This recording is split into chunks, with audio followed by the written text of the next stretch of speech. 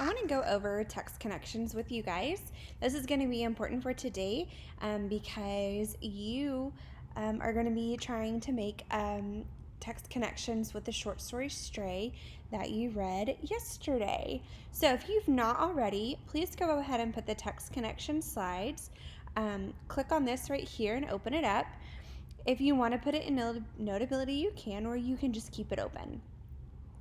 So there are three different types of text connections, and hopefully this is not anything brand new to you. But the three different types of text connections are text to self, text to text, and text to world. So I'm going to briefly go over text to text and text to world, and then I'm going to come back to text to self, okay? So a text-to-text connection is a connection that is made between the text you're reading and another piece of text.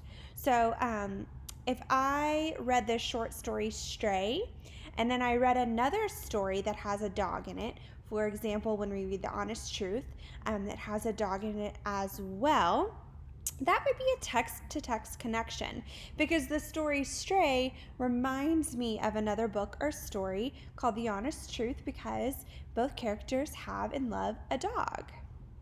Okay, so that would be a text-to-text connection. And it doesn't have to be between two books. It could be between a poem, a short story, an article, or it could be between two books if you wanted it to be. The next type of text connection is a text-to-world connection. And the definition for this type of connection is a connection made between the text and something that is going on in the world. So when we think about text-to-world, we think of using the sentence stem. This reminds me of something I heard about. So for example, while reading the story Stray, the author talks about the little dog going to the pound.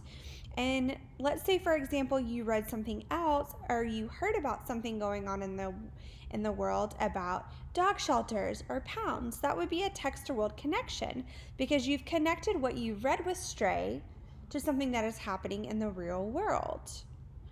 Okay? So I'm going to move back up here and I want to talk about text to self because this is where we're going to this is where our activity is going to go to today.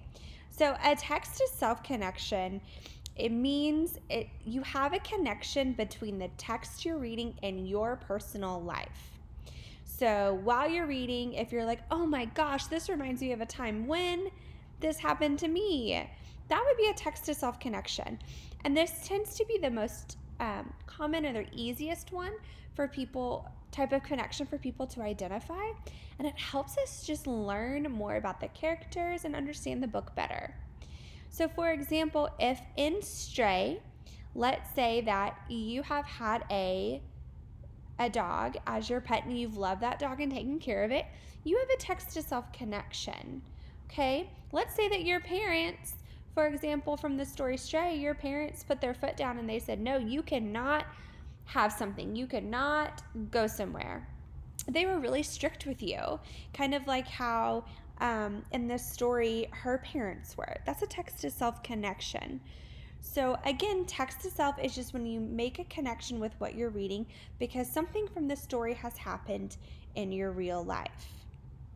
So now moving forward, what you're going to do is you're going to move on to task 2 and you are going to answer a connection question. These notes are great to have handy, whether it's in your iPad, you screenshotted them, you put them into Notability. These notes are going to be good to kind of hang on to for a while because we'll be using them all throughout the year. Thank you.